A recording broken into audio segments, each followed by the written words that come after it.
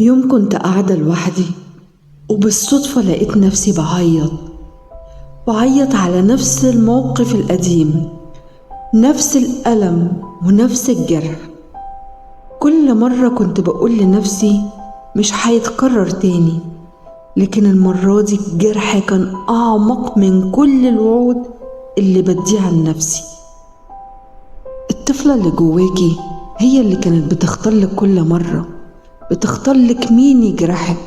والله صدقيني، هي مغناطيس بتدور دايما على مين اللي يخليكي تحسي بالخذلان، مين اللي يخليكي تعيدي نفس الغلطة تاني ونفس القصة تتعاد معاكي تاني. الموضوع يخوف، الموضوع مش سهل. انتي لما انتي وجعاها وسايباها، هي خلاص اتعودت على الوجع، فهي بتجذبلك حد كويس. لا، امشي، هات اللي بيغزلها، هات اللي بيوجعها. زي ما هي وجعاني انا هشدلها اللي هيوجعها، زي ما هي سايباني جوه موجوعة انا هشد ليها اللي هيوجعها ويخليها تفضل تعيش نفس القصة وتطلع من حب وجرح لحب تاني، ونفس الجرح ونفس القصة تتعاد ونفس القصة تتعاد. ليه؟ لأن الطفلة اللي جوه هي خلاص هي اتعودت على طعم الوجع.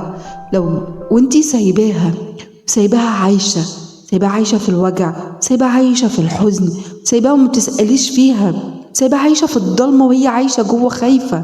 ده اللي بيخليكي أوقات تشتكي وتقوليلي أنا ولا بقيت بفرح ولا بزعل، أنا بسمع الموقف وعادي مش بيأثر فيا.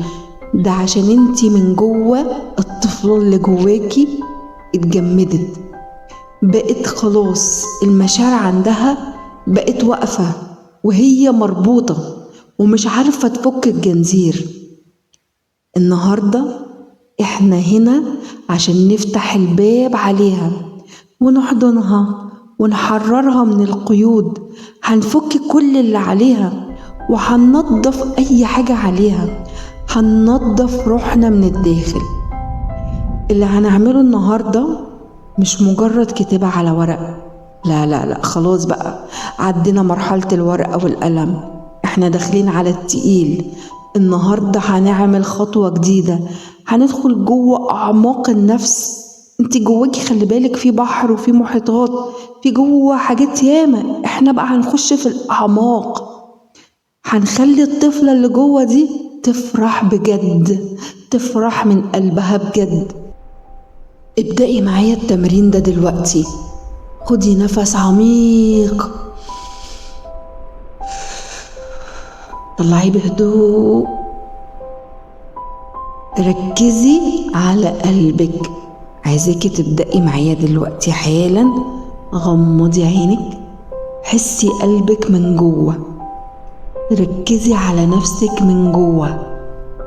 في جوه غرفة مهجورة جوه روحك، الغرفة دي ضلمة ومهجورة. عارفة يعني ايه مهجورة؟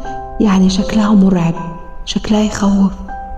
تخيلي معايا كده شكل الغرفة دي كده، فيها كل الحزن، كل الذكريات اللي حاولتي تنسيها. تخيلي شعاع ضوء بيخرج من قلبك أو من إيدك بيملى الغرفة ديت، كأنك ماسكة كشاف في إيدك، بس الضوء ده طالع من جواكي، يا من قلبك يا من إيدك.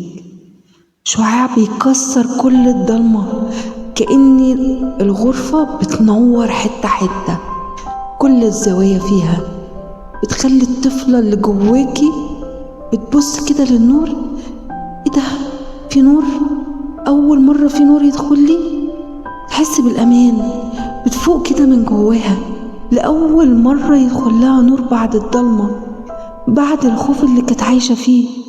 افتحي الغرفة دي كده بقلبك، كل شعور سلبي، كل خوف، كل ألم شفتيه ارميه. في الحلقة الجاية إن شاء الله رب العالمين هنتعامل مع كل الطاقات اللي اتحررت، الغضب، الخوف، الألم اللي كان جواكي. هنكمل ترميم لروحك عشان تخرجي من رمضان وانتي مغسولة من جوه ومن بره، يعني من جوه يبقى زي من بره، مستعدة العدة بفرحة حقيقية من القلب.